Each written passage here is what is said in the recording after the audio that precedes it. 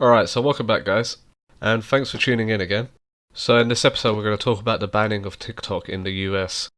So, I'm sure most of you guys already know about TikTok and what's been going on with it, but for those of you guys who don't know, I'll quickly fill you in.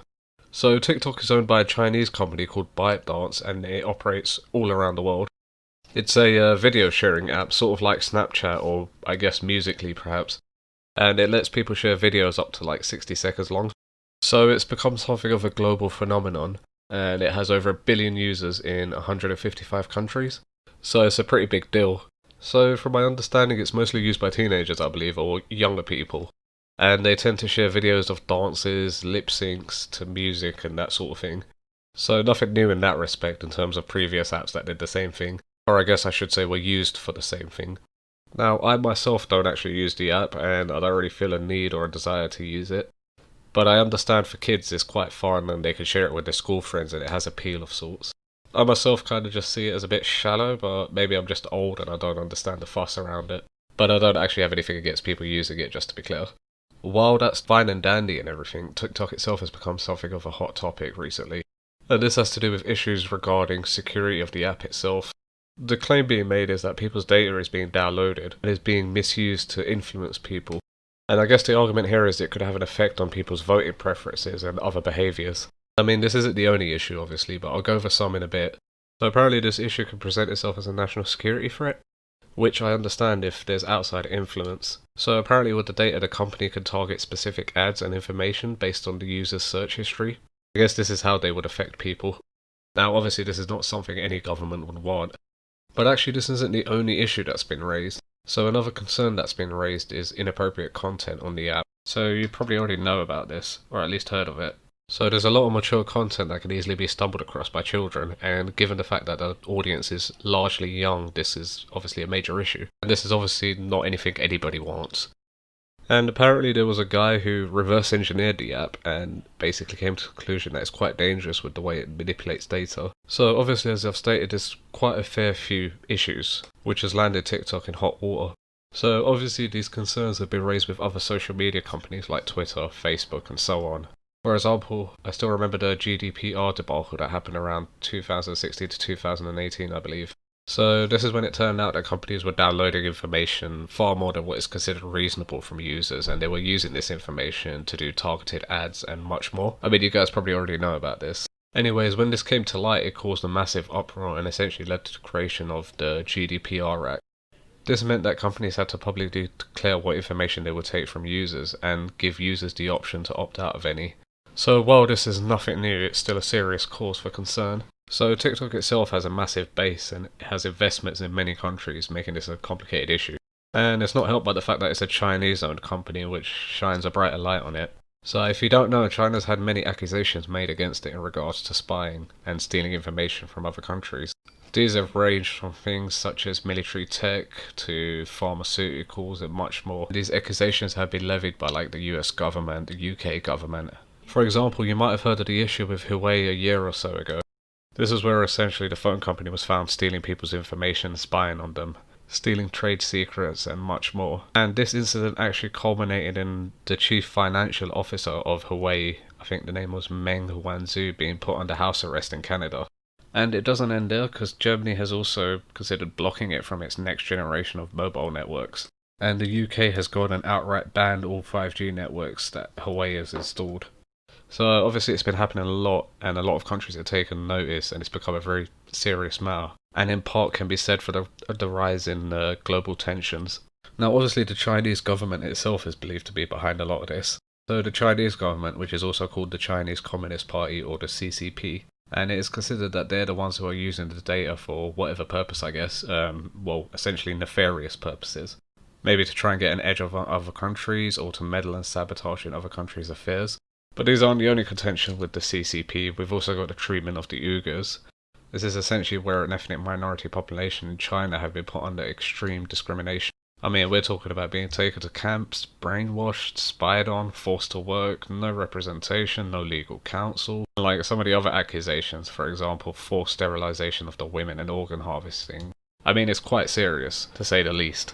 I should say sad and horrific, but I guess it gives you some idea of the current government. Although it is only a treatment in regards to this ethnic population, mistreatment and abuse of human rights can be seen to be happening across the whole population of China. So I don't really want to get into it anymore, but if you do want to know more about what's happening with the Uyghurs in China, please check out my other video that I went more in depth in. So essentially with this recent ban on TikTok, governments simply aren't willing to put their citizens or national security or even their economy under threat, which I mean is what you would expect, so it shouldn't come as a surprise for anyone really, and at least not any of the Chinese owned companies. Like I would think it's pretty obvious at this point, if you want to operate outside your country, so in this case China, then you will need to comply with law and not do stuff like stealing people's data. So, this brings us to the recent statement from the US president. So, Trump has come out and told the media that he's looking to sign an executive order as early as Saturday to enact this TikTok ban. This was after many security officials have been voicing their concern over the app, which can obviously take users' data. However, since there are a lot of laws in place, it might not be as simple as that, so it depends on what happens with this executive order, I guess. Now, in defense of TikTok itself, a spokesperson has actually come out and said that it's helped create many jobs, especially in the US. Apparently over 1,000 jobs just in this year alone have been created. Also, a TikTok spokesperson said that the actual data is stored within the country itself. So they claim that the US data for users is stored within the US and then the UK's within the UK and so on and so on. Which obviously goes against many officials and governments who think that the data is actually being shared with the Chinese Communist Party. So I should also mention that apparently Google was in talks about buying ByteDance, the parent company of TikTok. Now obviously this won't be able to go through if the ban goes through. However, I do think in terms of security it's far more important. So perhaps Google will have to look elsewhere. Or maybe even they could come up with their own domestic or international version. I mean, I don't think this should be hard for a company like Google, given the amount of funding they have, and also given the fact that TikTok isn't really anything new. So given the ban, there will obviously need to be a replacement or an alternative to TikTok. Perhaps Google could fill this void. So I think these defences of TikTok aren't really strong, given the history with many Chinese apps, and what they've been found doing. And obviously these aren't the only governments taking a stand.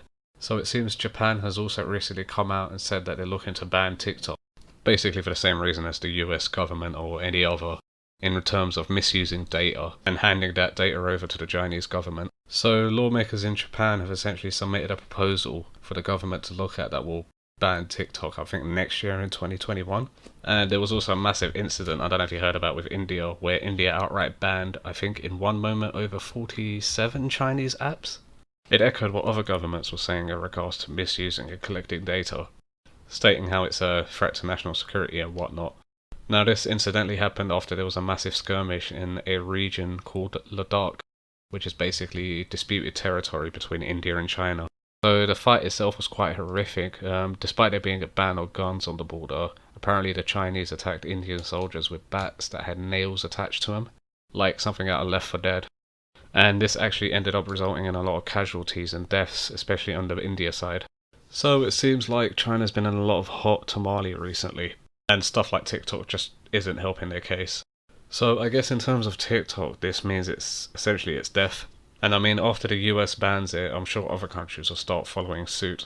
Now, I know a lot of users of TikTok are quite upset with this, and they've voiced their own concern. But like, I guess if it does go through, they can make another version of it.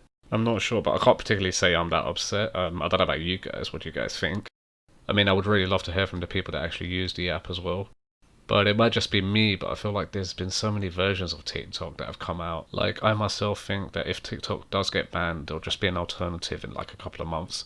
In fact, I don't doubt that there might be somebody working on another version of the app already. I mean, given the trajectory TikTok is taking, it seems like this will be the perfect chance to capitalise on it. So I guess the world's governments are starting to take a bigger stand against Chinese-owned companies, especially ones that exhibit these sort of nefarious behaviours, and especially ones that are linked to the Chinese Communist Party or the government. And I think personally this is a necessary pushback, and I'm hoping this sort of pushback will give other companies pause for thought so that they don't engage in these sort of behaviours. And I mean, given the rising tensions between the West and China, would be an ideal time to address this. So I guess overall I'd say it's a good thing, and I also don't think it's over yet. Alright, so I think that's everything I wanted to say on this matter. I would really love to know what you guys think about the ban, whether you think it's justified or not, or what you guys actually think about the app itself. Or if you guys have anything else to say, just drop it in the comments below. So, thanks for watching guys, I hope you've enjoyed it, or you've learnt something new. If you did, leave a like and subscribe, and I'll see you guys next time.